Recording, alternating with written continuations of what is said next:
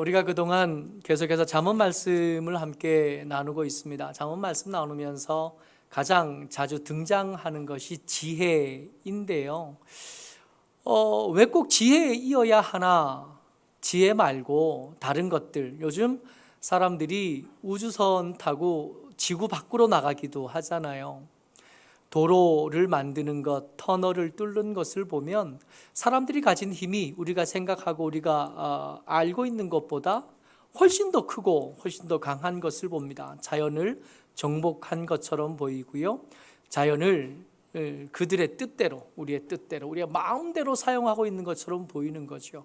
세상을 정복한 것, 자연을 정복한 것처럼 보이는 우리의 지혜, 우리의 지식, 우리의 경험, 우리가 그동안 쌓아왔던 문명과 그 문화의 위대한 것들을 생각해 보면 이것들도 꽤 쓸만한 것 같은데, 성경은 유독 잠언은 왜 계속 지혜이어야만 하는지, 왜 그렇게 지혜라고만 하는지, 오늘은 그 이야기를 좀 나눠보려고 합니다. 오늘 우리가 읽은 말씀 36절에 같이 한번 읽죠. 이렇게 써 있습니다. 시작. 그러나 나를 잃는 자는 자기의 영혼을 해하는 자라. 나를 미워하는 자는 사망을 사랑하느니라. 지혜, 이 지혜가 지금 말하는데 나를 잃어버리는 자는 어떤 자라고요? 자기 영혼을 해치는 자래요. 나를 미워하는 자는 사망을 사랑하는 자라는 겁니다. 여러분, 이 말씀을 이렇게 들으면서 언뜻 생각나는 게, 이거 너무 독단적인 거 아닌가? 안 그래도 교회가 세상 사람들에게 야, 너희는 맨날 너희만 옳다고 하지 않나? 아니, 세상을 어떻게 그렇게 살아가나? 요즘 세상이 얼마나 조화롭게 돌아가는지 너희들 모르냐? 성탄절이 되면 절에서 성당에다가 예수님의 탄생을 축하합니다. 얼마나 보기 좋고 화해하는 모습이 얼마나 좋은데, 부처님 오신 날이 되면 성당에서도 답례를 해야 되니까 절에다가 부처님의 탄생을 축하합니다. 뭐 이런 얘기들 주고받고 하는 모습이 이렇게 얼마나 아름답고 얼마나 조화롭고 좋은데 너희는 너희밖에 안 된다 그러고 너희만 옳다 그러니까 세상이 자꾸 이렇게 힘들어지는 것 아니냐. 역사 속에 돌아봐라. 가장 잔인했던 전쟁이 교회가 일으켰던 전쟁 아니냐. 가장 치열하게 사람을 끝까지 죽이려고 했던 전쟁이 전부 다 교회가 일으켰던 전쟁 아니냐. 그래가지고 세상을 어떻게 살아가겠나. 그런 공격을 받는 중에 잠언 8장 36절의 말씀은 그 말씀의 끝을 달리는 것 같아요. 근데 여기만 있는 게 아니에요. 앞에 8장 4절 말씀에 보면 8장 4절, 8장 5절 말씀 보면 이렇게까지 씁니다. 같이요. 시작. 어리석은 자들아 너희는 명철할지니라. 미련한 자들아 너희는 마음이 밝을지니라. 여러분, 우리가 듣고 좀 기분 나쁜 말이 있어요. 이게 요즘 위로하는 것도 참 조심스러울 때인데, 힘을 내라. 힘이 나야 힘을 나죠. 좀 잘해봐라. 아니, 잘할 수 있으면 벌써 잘했죠. 잘 안 되는데. 기성세대가 살았던 세대와 요즘 살아가는 젊은이들이 살아가는 세대가 다르거든요. 공감할 생각은 없으면서 잘 못하는 모습이 답답한 거예요. 그 답답한 이들을 향해서 내가 나 때는 말이야 그러면서 말들을 시작하면 젊은이들은 방바닥 내려다보면서 방바닥에 깔린 장판 무늬가 어떠나 그것만 보고 있는 건데도 그 말을 멈추지 못하는 거예요. 마치 그런 말처럼 들리는 겁니다. 어리석은 자들아 너희는 명철할지어다. 우리가 명철하고 싶지 않아서 명철하지 않은 게 아니거든요. 미련한 자들아 너희는 마음이 밝을지니라. 아니, 미련한 자들이 마음이 어둡고 싶어서 어두운 사람이 누가 있어요? 안 되니까. 이 말씀을 들으면서 빈정상하는 거예요. 이 말씀 들으면서 어떤 말씀이 떠올렸냐면 야고보서 2장 16절 말씀이 떠오르는 겁니다. 같이 한번 읽어볼까요? 시작. 너희 중에 누구든지 그에게 이르되 평안히 가라, 덥게 하라, 배부르게 하라 하며 그 몸에 쓸 것을 주지 아니하면 무슨 유익이 있으리요. 꼭 이 말씀처럼 들리는 거예요. 야고보서에는 뭐라 그랬냐 하면 평안히 가라. 말로 해서 평안히 갈 수 없다고 말씀하고 계시는 거잖아요. 야고보서에서는 평안히 가라 했으면 그가 평안히 갈 수 있도록 도와야죠. 신발이 없으면 신발을 신겨야 될 거 아니에요. 그래야 평안히 가죠. 벗었으면 입혀야 될 거 아니에요. 그래야 평안히 갈 거 아닙니까? 덥게 하라. 추워하는 사람에게 야, 좀 따뜻하게 할 걸 그랬잖아. 그럴 게 아니라 따뜻하게 할 수 있는 뭔가를 좀 공급했어야지. 주머니에 거 꺼냈어야지. 지갑을 열었어야지. 배부르게 하라, 배부르게 하라. 말만 할 것이 아니라 도와줘야 위로가 될 거 아니냐. 야고보서 말씀이 이렇게 말씀하시는데 오늘 우리가 읽은 잘못 말씀에는 그런 호의가 하나도 없는 것처럼 들린다는 겁니다. 미련한 자들아, 마음을 밝게 해라. 어리석은 자들아, 명철을 얻을지니라. 아니 뭐 있어야 하죠. 있어야. 가진 게 있어야.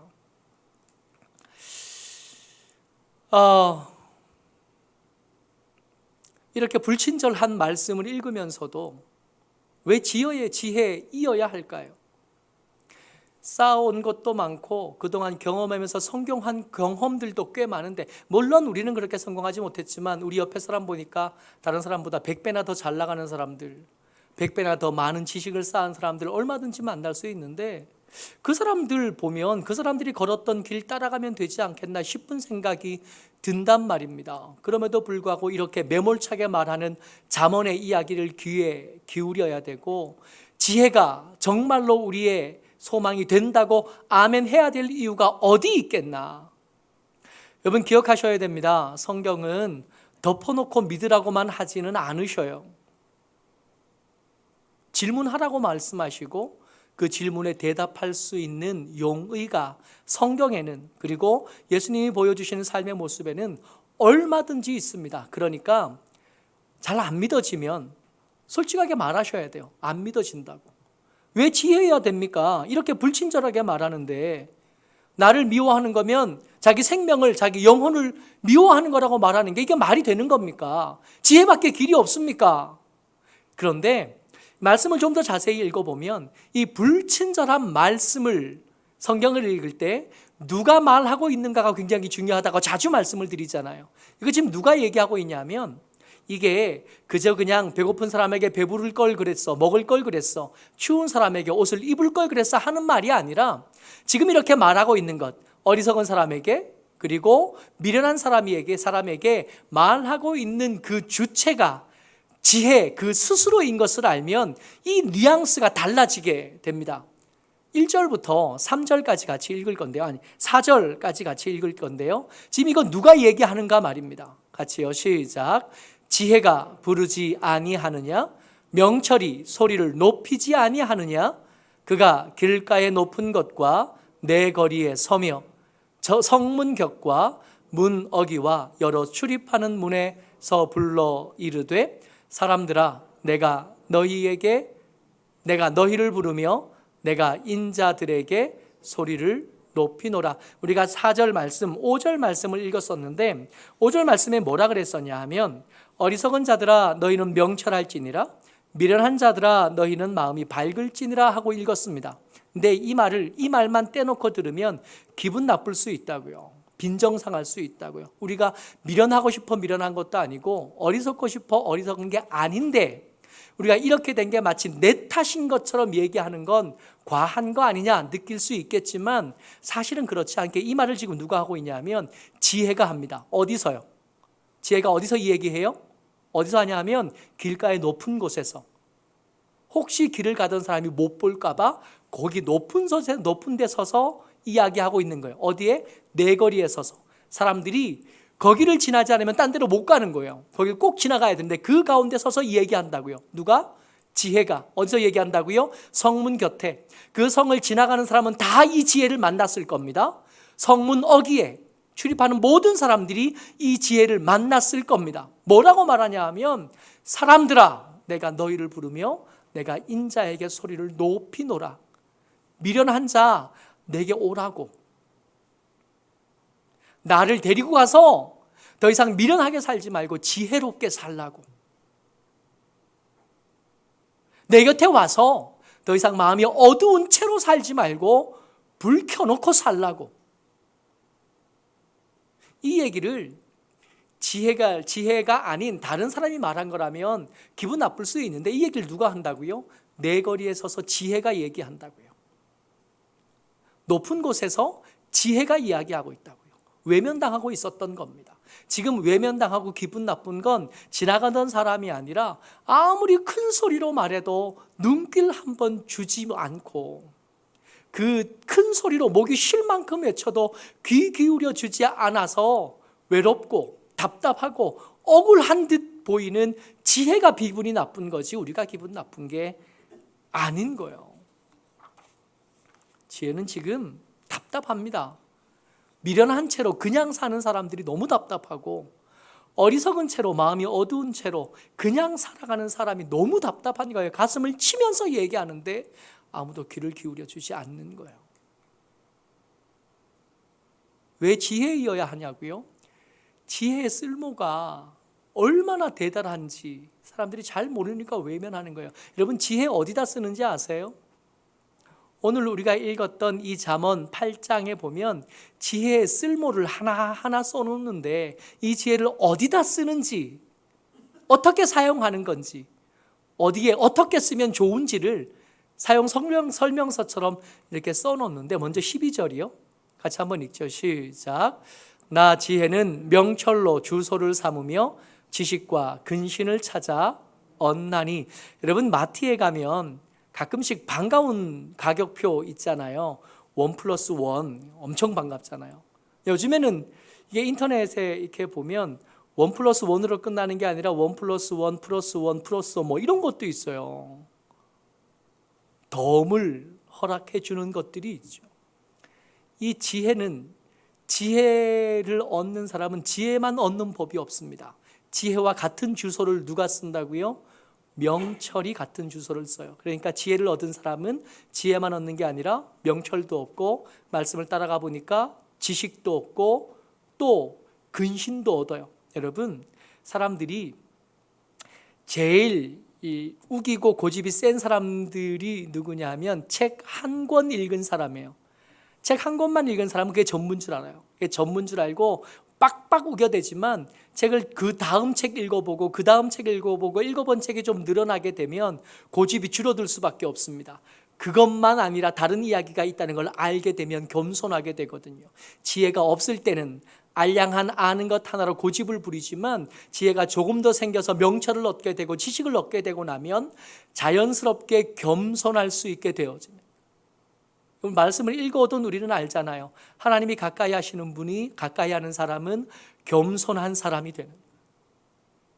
여러분 지혜를 얻는 게 얼마나 큰 특권이냐 하면 지혜와 함께 명철도 얻고 그 명철을 따라 삶을 살아가다 보면 지식도 얻고 삶을 형통하게 만드는 최고의 비결인 조심스러움까지 얻을 수 있게 되는 것. 이게 지혜입니다.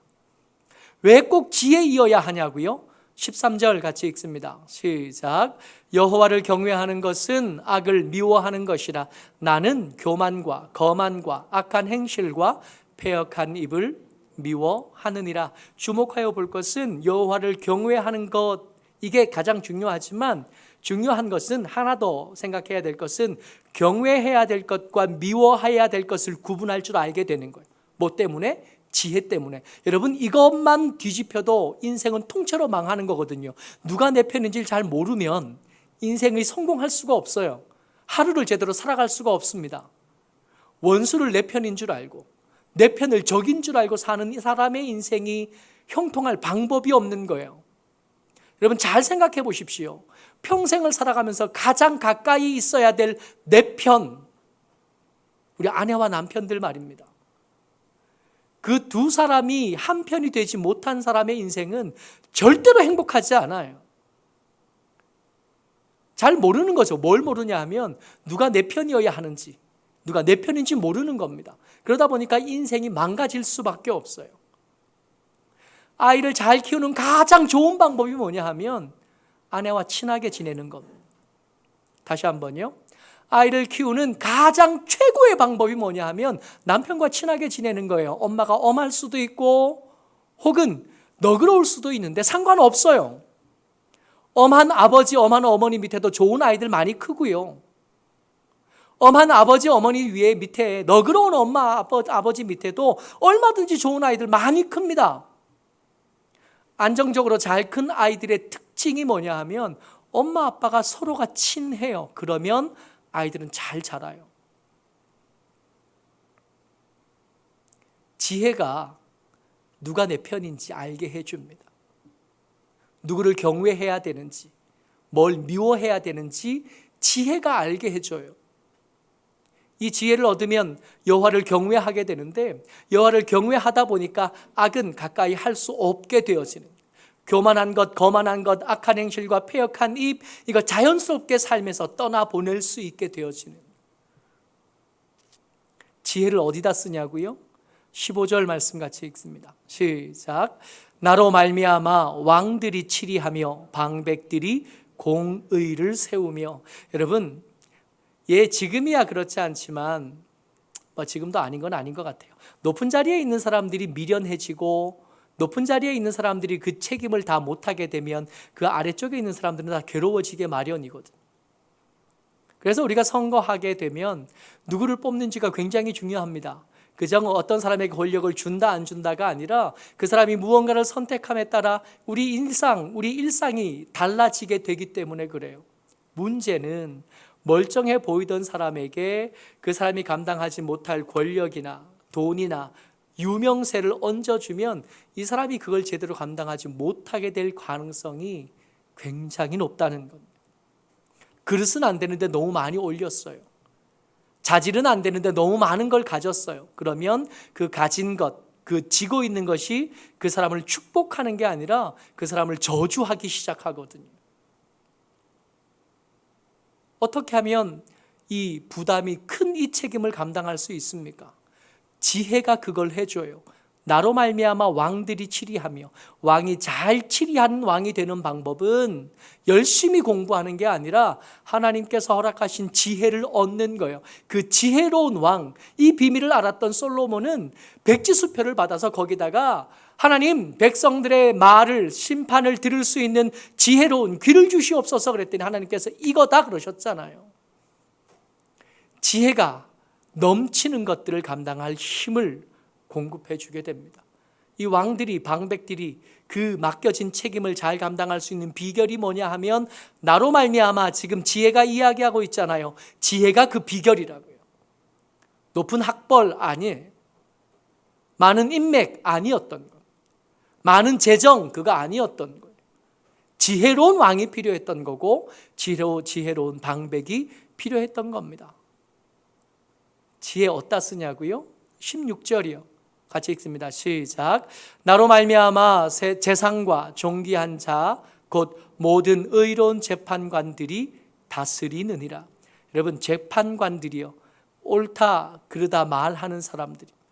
여러분, 옳다 그르다를 말하는 것은 사실은 생각보다 훨씬 더 어려워요. 세상이 복잡해졌고 세상이 다단해졌습니다. 그래서 어설프게 들여다봐서는 이게 옳다 그랬는데 시간이 좀 지나고 보니까 옳은 게 아닌 경우들 얼마든지 보여집니다. 무엇이 옳은지 무엇이 그른지 어떻게 알아요? 지혜로 합니다. 그래서 재상과 존귀한 자들, 모든 의로운 재판관들은 이 지혜를 붙잡고 세상의 옳고 그름을, 시비를 가려주게 되고, 그래야 세상은 편안해지는 거거든요. 여러분, 가장 우리가 귀에 쏙 들어올 만한 것입니다. 18절이요. 같이요. 시작. 부귀가 내게 있고 장구한 재물과 공의도 그러하니라. 여러분, 예수 믿고 부자 됐으면 좋겠잖아요. 저도 마찬가지고 우리 모두가 좀 넉넉했으면 좋겠다. 맨날 가난한 사람들과 같이 있다 보니까 이 넉넉하면 우리의 기도 제목이 될 수밖에 없는 것을 봐요. 근데 이게 가난하던 사람들이 갑자기 이렇게 좀 소유가 많아지면 열이면 열, 삶이 추해지는 것을 자주 봅니다. 가끔씩 TV에 나오는 것 같아요. 로또 복권에 당첨된 사람들의 인생이 망가졌다 한 이야기를 꽤 자주 듣는 것 같아요. 복권에 당첨돼서 내년에도 행복하고 그 후년에도 행복한 사람이 잘 없대요.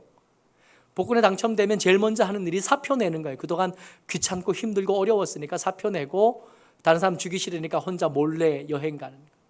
여행 간다고 그 돈을 다 쓰나요? 이 남은 돈 가지고 할 줄 모르는 투자도 시작하고 할 줄 모르는 사업도 시작하고, 그렇게 뭐 할 줄 모르는 걸 했으니 잘 될 일은 없고 얼마 지나지 않아서 다 비워졌는데, 그 당첨금은 없어졌는데, 없어지고 남은 빈 그릇에 쓰던 버릇만 남아있는. 그러다 얼마 후에 사기를 치기도 하고 훔치기도 하고 그동안 잘 지내던 가족들과 이미 원수되어져 있고, 그런 이야기를 가끔씩 듣습니다. 왜요? 부유함을 감당할 그릇이 준비 안 됐던 거예요. 감당하지 못할 것들, 그게 돈이든 권력이든 다 그 사람을 공격하게 마련이거든요. 근데 오늘 지혜가 약속하는 이 부귀에는 또 다른 수식어 하나가 앞에 붙어 있습니다. 뭐라고 붙어 있지요? 장구한 재물이라고 붙어 있는. 그냥 재물이 아니라 장구한 재물이요. 이 재물은 오늘도 내게 유익하고 내일도 유익해요. 장구하게 계속 쓸 수 있어요. 내년에도 이 재물은 내게 유익합니다. 10년 뒤에도 이 재물은 내게 유익하고, 장구하다고 할 만한 시간 동안 이 지혜가 가지고 온 재물은 계속해서 우리에게 유익합니다. 탈나지 않는다고요. 최근에 대통령 후보 경선 이렇게 보면서 부정한 수익을 얻은 것 때문에 계속 시끄러운 거 보잖아요. 잘못 먹은 거예요. 잘못 먹은 거. 지 거 아닌 걸 억지로 삼켰다가 지금 탈난 거잖아요. 지혜가 가져다 준 재물은 그렇지 않대요. 장구한 재물을 얻을 수 있게 된대요. 여러분, 이 정도 되면 말씀 준비하면서 이 사람 생각났어요. 안 되는 게 없잖아요. 안 되는 게. 한번 살펴보자고요. 정리합니다. 첫 번째 뭐였죠?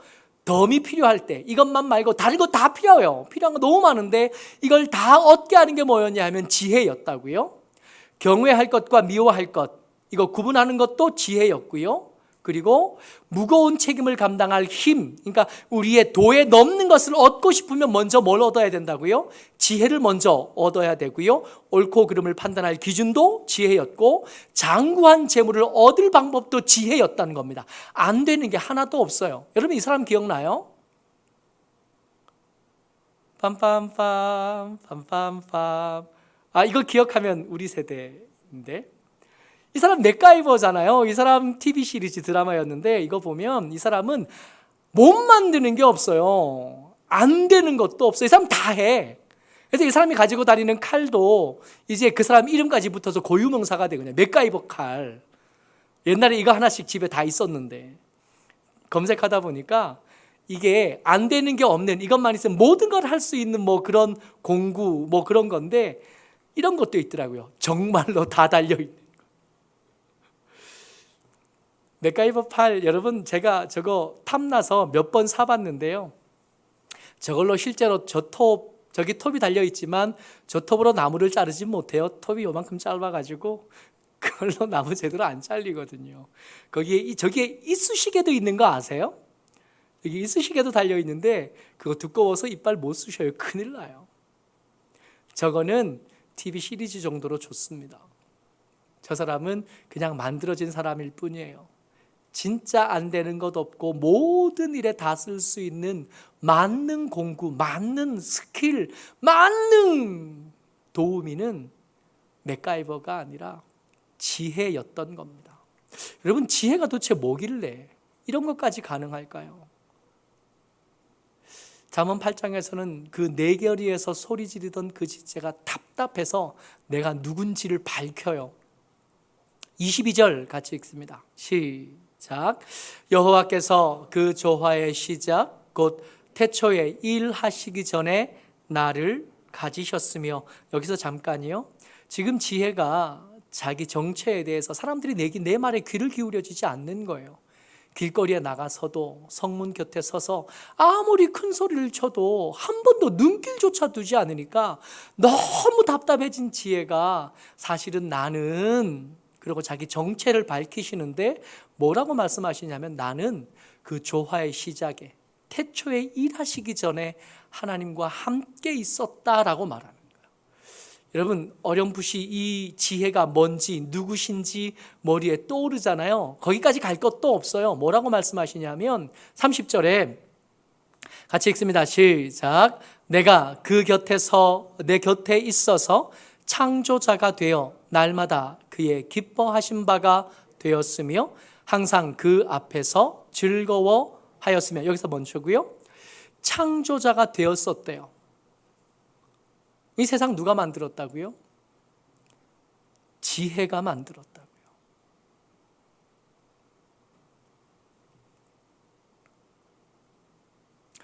세상은 겉보기에는 요란하고 혼란한 것 같지만 더 깊은 데 가면 한결같은 흐름이 있습니다.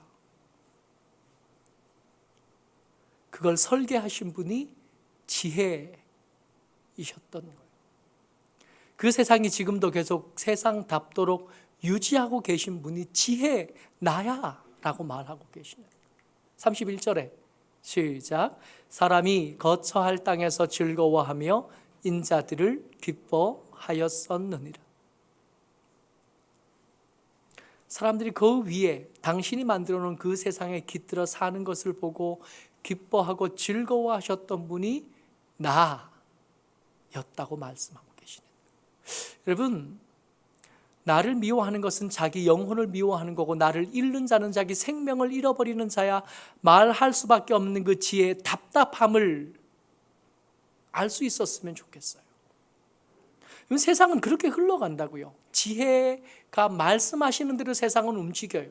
세상은 지혜가 말씀하시는 대로 거기 있고, 세상은 지혜가 움직이는 대로 이렇게 규칙적으로 세상의 어떤 시계보다도 더 정교하게 움직여갑니다. 그걸 누가 한다고요? 지혜가 한다고요. 그 지혜가 말하는 거예요. 이 세상에서 잘 사는 법이 뭔지 말하고 있는 거예요. 그야말로 모범답안일 수밖에 없어요. 그야말로 가장 반듯하고 옳은 길일 수밖에 없는 거예요. 근데 안 들어주니까 아무도 한번 귀 기울여주지 않는 거예요. 목이 터져라 외치는데 그 세상을 창조한 지혜가 문 어귀에 서서 얘기하고 있는데 눈길을 한번 안 주는 거예요. 답답해 죽는 거지.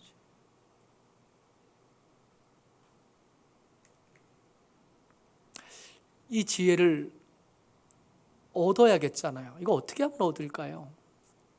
이 지혜만 얻으면 장구한 재물을 얻을 수 있다고요. 무엇이 옳은지 그른지도 알겠다고요.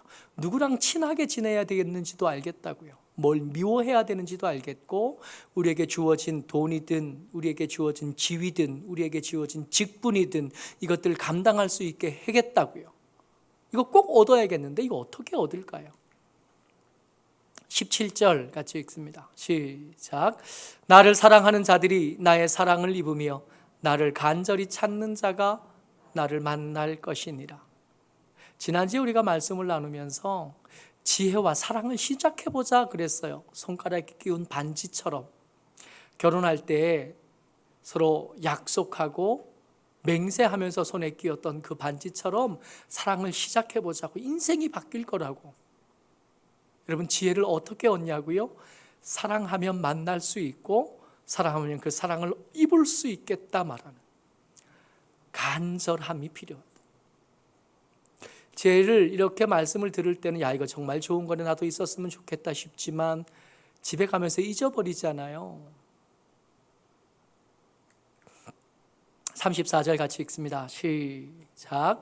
누구든지 내게 들으며 날마다 내 문 곁에서 기다리며 문 설주 옆에서 기다리는 자는 복이 있나니. 아멘. 그러니까 예배 드릴 때는 이거 너무 좋은 거다, 이거 꼭 얻었으면 좋겠다, 나 꼭 그거 필요한데 하다가도 안 기다리는 거예요. 가버리는 거지. 몸이 가는 건 괜찮은데 마음도 같이 가니 문제인. 그 문 곁에서 기다릴 생각이 없어요. 너무 바쁜 세상에 너무 익숙하게 살다 보니까 잠깐 말씀 앞에 잠깐 머물 시간들이 점점 짧아지는 거예요. 하루에 한 30분도 말씀 앞에 머물지 않아요.